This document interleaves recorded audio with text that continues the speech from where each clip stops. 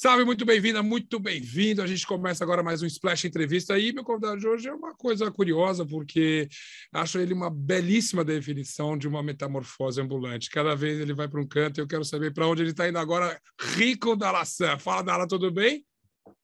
Tudo certo. Eu estou muito feliz que você aceitou que a gente conversasse. Cara, mas, imagina, vamos, em nome da transparência, você que está acompanhando a gente aqui no Splash, ele me manda um zap outro dia e falou assim: olha, estou com um trabalho novo, você acha legal a gente conversar no que você faz? Você está maluco, entende? Tanta coisa boa acontecendo. Eu super curioso, você sabe, eu te acompanho de rede social, de fã, há muito tempo. Aí eu já fiquei super curioso e foi só mais entrevista aqui. E eu estava curioso para saber justamente essa brincadeira que eu fiz. Cada hora parece que você vai para um canto aí no teu trabalho. Com esse EP, vamos chamar de EP, na verdade, né? São 4 faixas ali. Você está indo para onde, Dala? Acho que a gente vem de um álbum que foi baita bem recebido, que foi o Guardião do Alívio. E mesmo assim, uma história que ela demanda uma continuidade, assim, um desfecho, porque ela é muito densa, assim. E aí eu escolhi essas músicas para fazer esse EP, para dar continuidade. Uma continuidade e talvez um desfecho.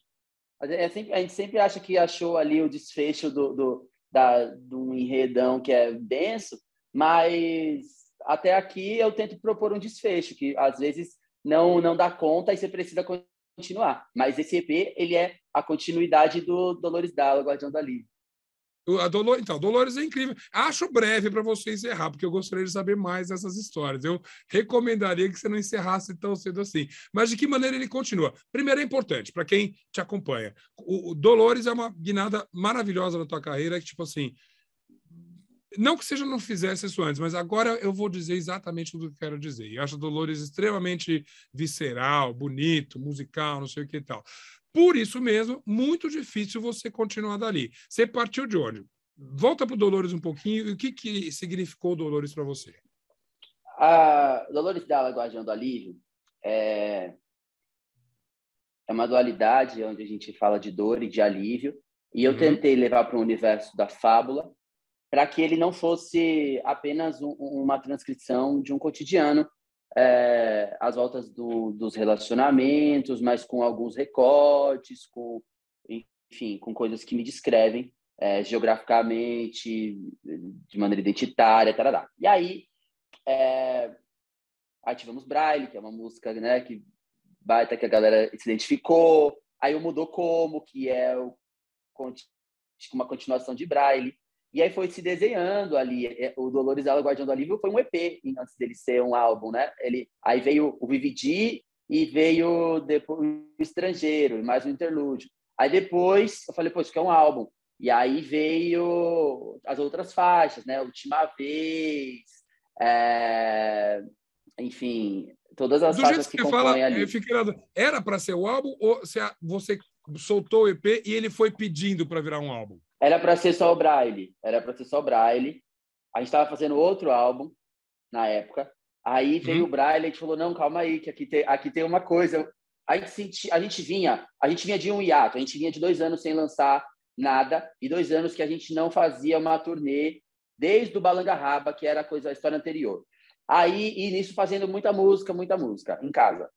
Aí, dentre as músicas, apareceu o Braille. Escrevi ali, a música veio rápido. Tem música que vem rápido. Não dá para explicar. Tem música que aparece muito... Você vai escrevendo, ela chegou, aí quando você vê, a melodia dela tá ali muito já perto você sentindo a energia da música. A energia da música tá muito próxima de você. Você não tem que sair ali, não tá turvo nem nada. Aí a gente falou, calma aí, que isso aqui tá bastante legível. Aí a gente... Braille é uma música que aconteceu em 3 encontros, assim, entre eu e o Dinho. A gente falou, pô, a música tá aqui, depois foi só editar, deixar as coisas legais. E aí a gente falou, vamos nessa. Nisso eu vi que eu achei um lugar em mim para escrever de um jeito ou outro. Foi um encontro outra vez meu com a música, meu com o poema, meu com outras coisas. Porque eu vinha, apesar dessa ausência, desse descanso, eu estava lá praticando escritas para o pop, né? Escritas para outro lugar da música. Eu acho que criativamente você nunca chegou a parar, na verdade, né? Você não teve um hiato. Não, era um descanso era um descanso de narrativa, um descanso de imagem, era uma coisa que precisava se recalcular. Porque eu vinha fazendo desde tudo muito rápido, só que desde 2015, tudo foi acontecendo muito rápido, muito rápido, muito rápido. E aí, Claro. sem dimensionar. Você vai, quando você vê, você está tocando fora, você está tocando, quando você vê a casa está cheia, quando você vê se esgotou, quando você vê se já foi em várias capitais do país, quando você vê se está na TV, mas sem saber muito, tá ligado? Sem dimensionar. Você está fazendo show, mas você nunca parou para, de fato, construir um show, sabe assim? Isso. E agora, nesse lançamento, as coisas estão mais ordenadas nesse sentido? Como é que você parte de uma coisa tão forte como foi Dolores e para continuar ali justamente? Você está mais organizado? A vida está mais organizada? As ideias estão mais organizadas? Não, acho que existe um... Inclusive, eu quero andar desse lugar de tanto embrolho, assim, emocional, essas coisas, essas energias densas demais. Eu quero muito andar delas. E aí, o disco me norteou muito. E aí, esse agora que o disco me norteou, eu preciso... Aí eu construí o encontro do DDGA. O Dolores Dalla, ele me norteou muito. Okay. E aí eu construí o encontro do DDGA, que foi quando pôde voltar a ter os shows. E aí foi revelando o que era essa energia, o que era o show, né? E aí eu falei, e o show precisa de outras músicas também, que abarquem outras nuances dessa história. E aí tudo foi muito naturalmente se revelando. Aí veio... dessas músicas, veio 30 Semanas primeiro, que eu fui entender o 30 Semanas, e aí falou, 30 Semanas já... Que é uma delícia, acho a mais gostosa ali desse EP, é uma delícia. É um papo triste, mas é um papo legal, né? Tipo, ele é dançante e tudo mais. Exatamente, uma delícia do Como no Ritmo, que é, na verdade, fora a introdução, eu acho que você, musicalmente, você trouxe uma alegria aí que talvez o trabalho anterior não tivesse. Musicalmente, eu estou falando. Musicalmente era isso. E aí eu falei, poxa, e a gente vai caminhando para fora desse lugar da dor, né? Caminhando para fora. E aí, depois disso, lá no ano passado, encontrei com o Baco, Baco, Marral, Salvador, fomos pensando o que era essa coisa de ir para fora da dor, já num lugar com um pouquinho mais de deboche e tal. E aí a gente fez o Apaga Que Dá Tempo, que é uma música, né, que já é muito dançante, é um piseiro com drill, um pisadrill, que são dois gêneros muito equidistantes, né? O drill é uma coisa de Londres, o piseiro é uma coisa brasileira desse instante. Super brasileira, E agora... aí foi isso, e aí foram vindo desenhando as outras canções. E agora, quando já estava fechando, ainda tem uma parte mais triste, que são as canções, a que eu convido o Tuyo, que é O Fim das Tentativas, que é a faixa que dá... Que é a última música do EP, é isso? A que dá nome ao EP, inclusive. O EP se chama Fim das Tentativas. E que é justamente a última faixa. E que é, aí voltando a falar apenas de música, é a mais curiosa. Acho musicalmente, novamente, falando de ritmos e tudo, é a mais arriscada nesse sentido, né? Porque ela, na verdade, quando eu entendi a hora de apagar tudo, dizer sobre mesmo sincero, bye. Quando eu fui escrevendo essa energia de fim da tentativa, eu fui norteando por dois eixos, né? A primeira parte foi relevante sim, aí eu começo a escrever as coisas que foram relevantes nessa história afetiva. E aí veio o refrão, tive que morrer para deixar tudo morrer da minha vida. E a segunda parte eu fui norteando pela ideia de hora de apagar tudo, e aí começa a hora de apagar tudo. E quando eu fui entendendo o que era o balanço dessa música, por tudo, me veio sempre a garrafinha.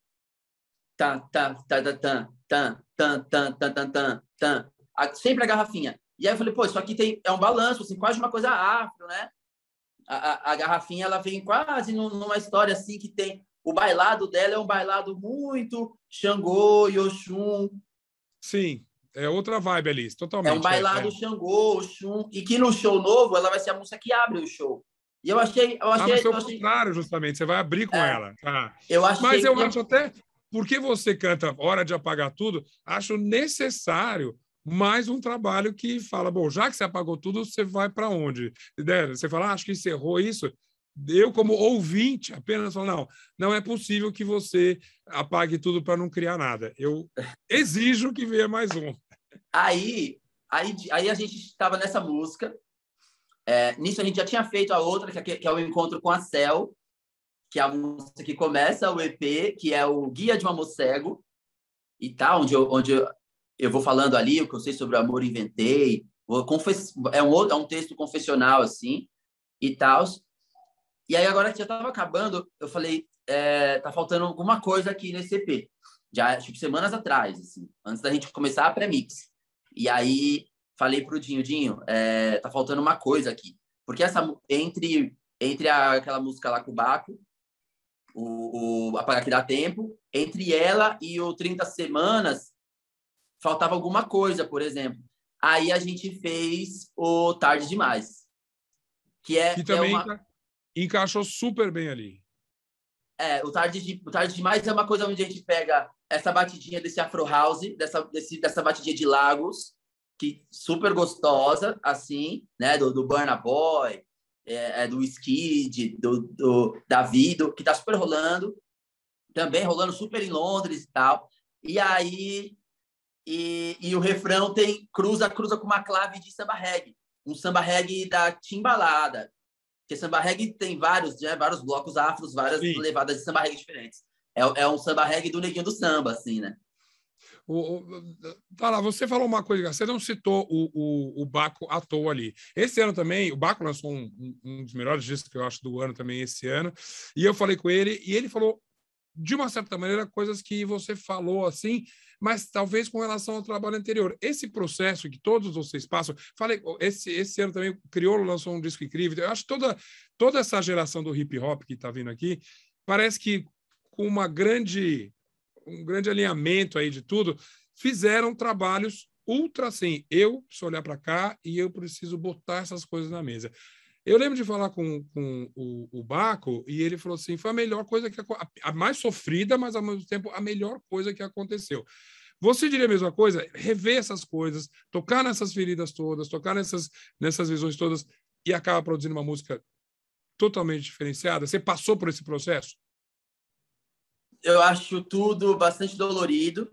Existe uma coisa que é muito que eu não consigo explicar, mas vou fazendo, que é o que acontece no show, porque o show ele gatilha, desgatilha, gatilha, desgatilha.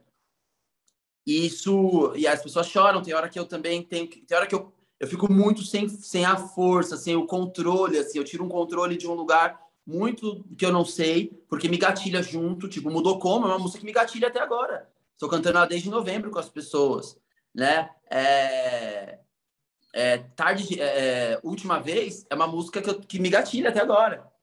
E aí, quando eu ouço agora, que pelo menos tem mais umas 2 ou 3 que gatilham aí, que é o Guia de um Amor Cego, que eu vou falar aqui. Um amor tão caro assim, não dá pra mendigar. Tipo, isso me gatilha. E o Fim das Tentativas também. Quando eu falo, tipo... Não temo... no finzinho eu falo... Medo que esse amor preto em outro relampejo caia no mesmo Sim, lugar. sim, Isso me sim. gatilha, tá ligado? Porque eu tenho que ir num lugar muito fundo das minhas experiências. E, ao mesmo tempo, tem as coisas que desgatilham. E aí, agora, eu queria muito chegar num lugar onde eu trouxesse, por exemplo, a primeira parte do Encontro do DDGA, que a gente está reformulando agora, para quando Sim. começar a tour incluindo o Fim das Tentativas, é, todas para a primeira etapa, e as coisas de festa eu vou trazer para a segunda etapa do espetáculo, sabe? Aonde também vou fazer um revival dos anos anteriores. Cada ano, nos anos anteriores, cada ano me deu uma música que teve um desempenho bom, né? A gente teve o primeiro ano, que deu Claro. Riquíssima. Agora, você usa esse verbo que é super curioso e forte, que é gatilhar, né? Obviamente, a gente entende o que é. Mas parece que isso é super necessário. Vou voltar de novo pro Baco. Você identifica nas outras coisas que você está ouvindo esse mesmo processo? Quero ver, porque eu acho que você, obviamente, virou, querendo ou não, você virou uma voz de uma geração aí bacana, entende? Então, e você não está sozinho nisso aí. Nos outros artistas, ou mesmo nos shows, quando você fala gatilhou em mim, você sente isso no público também. Você acha que você está falando para uma geração mais forte? Você está sendo o porta-voz dessas coisas todas? Eu acho que, sem saber, 2015, 16, 17, eu falo, Ah, eu estava tentando descobrir o que eu queria dizer sobre mim, sobre amor, sobre as coisas que eu queria conquistar. Passa esse tempo de pausa, eu volto com o Braille e agora parece que eu tinha achado no poema uma capacidade nova de nomear as coisas. E aí o disco é um exercício de nomear. Esse processo que às vezes a gente leva tempos numa análise, numa coisa para dar nome a uma sensação, a um evento da nossa vida, a nossa reação àquele evento. E aí eu entendi que o exercício que eu estava fazendo era de dar nome às coisas, para que ela deixasse de me amedrontar, tá ligado? Para que as coisas deixassem de ser maior do que eu e que eu as enxergasse com o tamanho real delas, que na maioria das vezes elas são ratinhos e eu o elefante, tá ligado? E aí eu comecei a fazer esse exercício e tenho feito, porque quando eu dou o nome de Fim das Tentativas, é muito às voltas das coisas que eu não me dei conta que eu consegui e que eu ainda estou tentando. Então, porque socialmente a sociedade vai dizer que eu não vou conseguir, eu tenho que tentar mais. Exatamente. Eu vou te cutucar aqui, que é um exercício infinito, cara. Dar nome às coisas é uma terapia, sim, é um processo, mas a gente vê, até nos artistas que eu admiro, e que certamente se admira, que eles vão permanentemente, parece que você vai ter que fazer isso a vida inteira para se manifestar artisticamente. Sobretudo, e você pode falar disso com a liberdade que você quiser, num Brasil que a gente vive hoje, né? Parece que tudo que você tinha conquistado, um monte de coisa, está desconquistado, está perdendo terreno. Então, eu diria que esse exercício aí de dar nome às coisas é praticamente infinito. Eu acho que é. Ora você escolhe, ora você vai para um lado, ora você vai para outro lado. Por exemplo, toda vez que eu falo de amor, nesses últimos trabalhos, e desde antes, primeiro eu falava de amor sem ter experiências. Eu falava do que eu imaginava, do que eu queria viver. Depois eu fui ter experiências, tal, namoros e coisas e tal. E aí fui entender o amor a partir dos intervalos, de cada vez que uma coisa terminava, ou quando o porquê terminava, tinha um intervalo ali que era onde eu analisava o que daquilo ali foi minha experiência amorosa, ou o que foi só uma experiência da vida, relações e tal. E aí fui fundando alguma... E era sempre na ausência. Bom isso, porque... que você só para pensar nos hiatos, nos intervalos, isso é bom. E aí eu fui colocando... Eu fui entendendo que as coisas que eu descobria sobre mim, nas relações, na verdade, eram as coisas que eu precisava inventar sobre o amor, porque não havia um modelo específico para mim. E os modelos, eles abarcam outros padrões, às vezes, tá ligado? De encontros. Claro. E eu estava sempre fundando, e ainda estou, né? Estarei por muito tempo. Quero me fazer amável, me refazer amável a cada possibilidade nova, tá ligado? Quando você disse que encontrava esse vocabulário romântico ali, obviamente está falando desse universo gay que no hip hop, inclusive, ou nessa mistura toda que a gente usa hoje em dia, ele demorou para aparecer. Você, obviamente, é um dos pioneiros nesse sentido. Acho que aqui não existia esse discurso, né? Antes do Modo Diverso. Modo Diverso é meu primeiro EP que de tantas maneiras influenciou geral, agora Groove, influenciou Jupe, a Linda Quebrada, influenciou os meninos também, que são héteros e tal. E meio tudo muito sem saber. Só queria dizer e uns beats que fossem dançantes. E era só isso, sabe? E um bilhete único, era tudo que eu tinha. Um bilhete único para ir até a Vila Joaniza, na casa do Felipe Nel, para fazer as músicas. E as rimas que eu queria ter o flow mais swingado de todos. E aquele EP sugere muitos flows que não existiam no mercado da língua do rap em português, né? Os flows de Aceite-se, eles foram replicados muitas vezes em outras músicas, as brincadeiras com as palavras, boy, vim pra ser seu bepa, Rincon, influencia uma galera. Aí é engraçado você falar o que era explosão ali no começo, de Aceite-se, de tudo, do primeiro trabalho. Hoje, quando você canta, me ajuda, acho que era na segunda faixa, quando garotos se amam, aí você ainda reforça, quando garotos negros se amam. Isso é muito mais, entra mais naturalmente na sua música, é menos um grito e mais olha, é isso que acontece, né? É porque é meu, tá ligado? Tipo, isso é meu. Pode ser de quem quiser, mas isso é meu. Tô trabalhando às voltas disso há 6 anos. É meu, tá ligado? Sim. Tipo, uso capião, tô cavando. Eu estou cavando sobre isso, entendeu? Eu estou elaborando e estou devolvendo para a sociedade sobre isso. E cooperando em muitas lógicas, em muitos lugares, entende? Lá no Balangahaba, no Fogo em Mim, que era uma coisa mais do corpo, no Todo Dia, era uma coisa mais do corpo, eu estava sugerindo isso em outros lugares e outras coisas, mas eu estou cavando nesse lugar de fundar, porque o queer rap é uma coisa que está em fundação no Brasil, quanto manifestação cultural, entendeu? Não está pronto. Então, mas o que era provocação, é isso que eu quero dizer, provocação ou cutucada, hoje, nesse trabalho que eu vi, eu estou falando só do fim das tentativas, ele não é nem aceitação, ele é natural. Quando você fala disso, você fala, não me soa como provocação, a provocação da Harvard, de tudo antes ali. Existia um fator lá atrás que não mudou a realidade, mas mudou a intenção, a minha, pelo menos. Nem estou falando de uma tendência, mas a minha. Porque tem 1000 pessoas gritando 1000 coisas que serão e são muito pertinentes. Mas a emergência é outra. A emergência nesse momento, é que eu me encontre capacitado de ser amado. Onde eu, com todas as marcas, consiga me ver um ser amável. Onde eu me faça amável, onde eu me refaça amável, aonde eu tenha a possibilidade de ser enxergado como alguém para se trocar num lugar afetivo. Sabe? Antes mesmo de fazer uma leitura, a primeira leitura, a social, sempre recorta e me coloca no lugar de impossibilidade. Isso é um escrito brasileiro. O que você quer dizer com isso? Eu quero dizer com isso que homens negros, no modo geral, e homens gays, negros, eles estão eles fazem parte de um recorte que está, na maioria das vezes, incluso numa pretensão sexual, numa pretensão de outras trocas, e quando é no afetivo, quando é no assumir socialmente, quando é no integrar quanto casal, que é um pacto social, ser um casal no mundo, a possibilidade se reduz muito, ou se recorta a outra coisa e acaba passando por situações que está no raio de uma violência psicológica, que é ser escondido, que é não ser isso ou não ser aquilo, que é ser só durante alguns dias da semana e outros não, que é não estar enfim, na natureza de um encontro com as tendências que são hoje, Instagram, sei lá.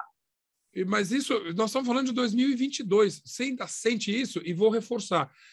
Isso que você está falando é muito um retrato, uma experiência, uma observação pessoal, ou você identificou isso em mais pessoas com quem você convive? Não, isso é um traço social, é um traço da América toda. O que eu estou falando aqui tem outras bichas pretas falando em outros lugares, da diáspora toda, mas no raio aqui do continente, pra caramba, tipo, isso e não é da agora, e é de muito tempo. Você vai pensar o cinema do Marlon Higgs, que é incrível, a gente teve a mostra há pouco aqui, é claro, incrível. Tem o enunciado da mostra que passa antes de todas as sessões, sou eu falando lá e tal. Sim, eu vi. E tipo, sabe, essas discussões todas, e que aqui a gente está num momento muito especial, que é onde a gente está tentando esmiuçar para que se desenvolva não apenas a perspectiva afrocentrada da possibilidade de se trocar amor, mas a possibilidade de se ver no outro como belo, como algo possível. E aí, bichas pretas se reconhecendo em outras, de 1000 possibilidades, entendeu? E aí isso vai nos fazendo inventar, porque não existe uma fundação aqui desse amor, de inventar, entende? E aonde isso vai entrando em complexidades e complexidades, que não é só do formato de encontro no sentido do encontro racial ou interracial ou afrocentrado, mas também dos formatos de relação, né? Mas quando você fala, você se sente na posição de ter que inventar as convenções sociais, inventar um tipo de relacionamento?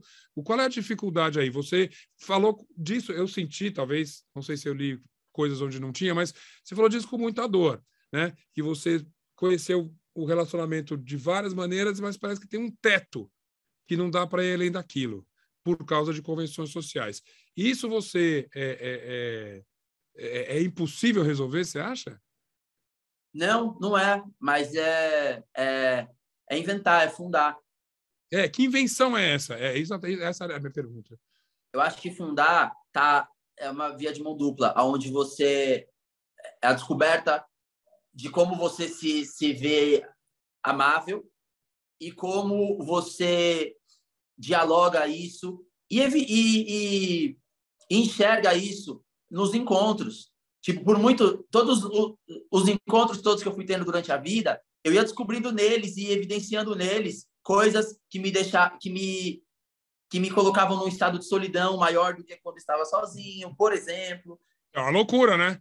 É uma claro, loucura porque isso, tipo, né? é muito fácil entre tantos vieses de relacionamento, mas sem dúvida, muitas condições que levam um corpo preto, uma mina, um cara, a um estado de solidão dentro de uma relação altamente ligado à questão racial, e muitas das vezes. E fui descobrindo isso, entre alguns outros fatores, assim, se a gente pode ir enumerando todos eles, mas que aí eu fui descobrindo que tipo, o que eu sabia sobre amor, a fresta, sabe? A fratura que eu sabia sobre amor era na hora que eu inventava. A hora que eu inventava uma possibilidade de me ver amável, sabe? A hora que eu podia falar e criar, sabe? Romper com tudo, mas eu ia ali e entendia que também no outro estava se descobrindo esse lugar social desse encontro. E aí, muitas vezes, tentando evidenciar e ver no outro. Não um lugar de acusação, mas ver que no outro que eu estava ali me permitindo viver, aquilo também não estava construído. E aí, o fundar junto e o fundar pessoal de lugares possíveis, de lugares não violentos, de lugares não várias coisas, para que se veja num lugar do amável que ainda está se descobrindo e fundando, porque são situações cotidianas para além da situação, da particularidade do encontro dentro de casa, que vão ali mostrando coisas que só se sabe vivendo. Não dá para teorizar, leia fulana, lê o fulano, lê o Claro. ciclano. Não. Você vai viver e muita coisa pode passar batida por um ou batida pelo outro, porque pela distinção de códigos que cada corpo carrega. Óbvio. Agora, você dizer, você lê uma coisa, nem sempre ajuda, ou lê outra coisa, fulano escreveu, mas quando você faz música, de certa maneira, você está passando essa experiência, esse aprendizado. E mais de um momento nesse trabalho novo, no fim das tentativas, tem uma hora que você fala, converteu o amor em mim. Eu vejo uma retomada de amor, de sentimento muito forte, mesmo na faixa... Me ajuda quando você canta, eu vou no espelho e vejo você em mim. Né? 30 semanas. 30 semanas, entende? Então, eu acho que algumas dessas coisas que você aprendeu estão assimiladas e você transforma em poesia. É inevitável. Claro, eu estou caminhando para falar de amor vivido, sim, de amor. Eu tenho músicas de apaixonado, quero falar de amor, o romântico vivido, no barco, sabe, numa vida premium, de uma sensação de amor sem delay, sem atraso, sem tantas disparidades, de vivido, acontecido e sentido no tempo real. Dala, cadê essas músicas, então? Mas tô contando a história, porque elas precisam ser contadas, precisa ser contado antes dessa coisa. Uma hora eu quero falar de amor e me ver, tipo, e me ver não no lugar impostor do falar de amor, mas eu quero viver e trazer isso com o meu corpo. E meu corpo vai dizer que eu tô sendo, que eu sou amável, que eu tô me sentindo amado. Sim. Então, por isso que eu digo, provocando, olha, a gente já está quase fechando aqui a entrevista, mas quando você fala, já foi a hora de apagar tudo, você apagou tudo, bora falar de amor, então, agora de amor mesmo, dessas sensações todas. Quem sabe essa é a próxima etapa. Sim, existe. Eu tenho outros discos feitos, né? Tem outros discos aí feitos. 2018 eu fiz um disco, fiz e tá lá. Tem um outro disco que eu tenho feito no paralelo. Essa frase parece incompleta. Você fez esse disco quando você viveu um grande amor, a gente está falando disso. É um disco de amor? Eu tenho um disco de história de amor. Eu tenho 2 discos, e os 2 discos eles se inclinam muito para falar de amor em perspectivas. Um é para falar de amor, mas numa questão territorial, e aí a gente vai para vários lugares do Brasil, faz populares, tarará, tarará, uma história que eu tenho com a Natura, que depois desse EP ela começa e tal. E tem um outro que é de um amor mesmo, mas um amor numa perspectiva detida, um amor detido, um amor que eu vou discutir população LGBT e sistema penitenciário, eu vou discutir outras paradas. Poxa, mas esse trabalho é super importante. Cadê? É muito, tô organizando, tá? Eu vou falar de amor detido. Então, amor detido no sentido de penitenciária, justamente? Mas eu vou trazer um poema, vou tirar desse lugar concreto e levar para outras dimensões, mas é um amor. Mas isso é um pensamento seu ou uma experiência? O disco vai dizer, eu vou revelar ali. Você é bom de jogar coisa no ar, né? Porque, obviamente, isso é assunto para uma próxima entrevista aí. Mas eu fiquei curioso porque você escreve do que você vive. É inevitável, ainda mais um artista como você. Sim. Sim. E isso que a gente viu até agora vai estar num show, numa turnê, só para a gente encerrando aqui, onde vai virar o quê? Quais são os seus próximos passos? Agora, dia 30 de julho, começa a continuação a segunda etapa do encontro do DDGA. Agora com o Plus Fim das Tentativas, que são essas outras músicas. Você acrescenta, na verdade, esse repertório, é isso? Você traz essas músicas novas entram dentro do encontro. O encontro do DDGA ele vai durar ainda muito tempo, porque é uma experiência, né? É diferente de um show meu num festival. É uma experiência nossa, criada para as pessoas que quase sempre já ouve aquilo. O festival é para a pessoa descobrir quem eu sou, tal. E aí outro show. Mas o encontro do DDGA é uma experiência nossa, de pessoas que viveram o DDGA lá na pandemia, no agudo, que viveu tudo isso e tem uma relação afetiva muito grande com tudo isso. E agora com essas músicas novas, a gente está caminhando junto. Tem uma geração de pessoas caminhando junto. Sabe? Se eu vou em Porto Alegre, esgota 2 noites. Se eu vou no Circo Voador, esgota. Se eu faço aqui no Joia, faço na Casa Natura, faço um teste, negócio, esgota. São pessoas que estão caminhando, são pessoas que estão junto no VVD, ali, onde era Minha Casa Não É Mais, onde era Minha Escola Não É Mais. Tem pessoas que estão confabulando essas ideias juntos, que estão mudou como, que estão se livrando de vários tipos de relação, que estão se descobrindo em outros caminhos. E essas pessoas estão vindo junto. Quando a gente for falar de amor, a gente vai se permitir, se liberar junto. Vamos embora, vamos ouvir. Estou junto com você também. Última coisa que eu sei que você está indo viajar essa semana, você vai para fora do Brasil. Isso é um trabalho musical também? Qual é o tanto que você pode contar dele? E você vai para fora e é uma extensão do que você está fazendo agora? A gente já foi outras vezes, né? E agora eu começo, né? A gente vai começar a desenhar o ano que vem, assim, dessa coisa internacional. Né, de desenhar, só que você está indo para se apresentar. Eu vou em Marseille. Na França. Né?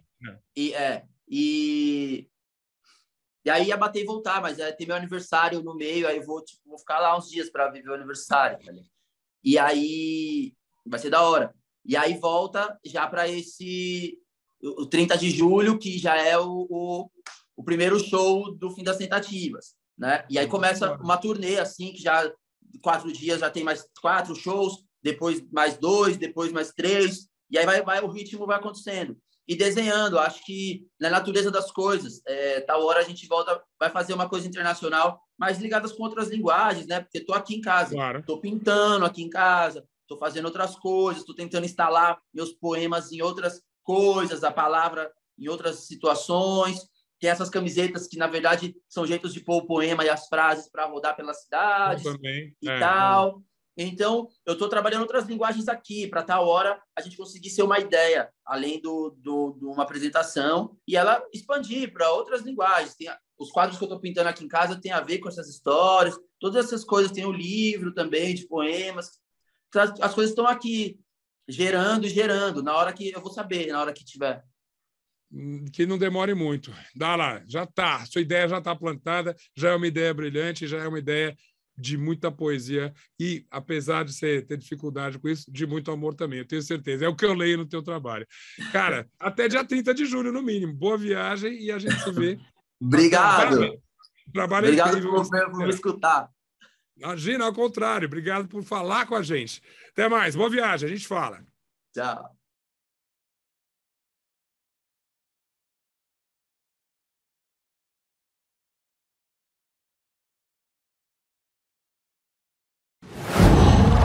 Qual?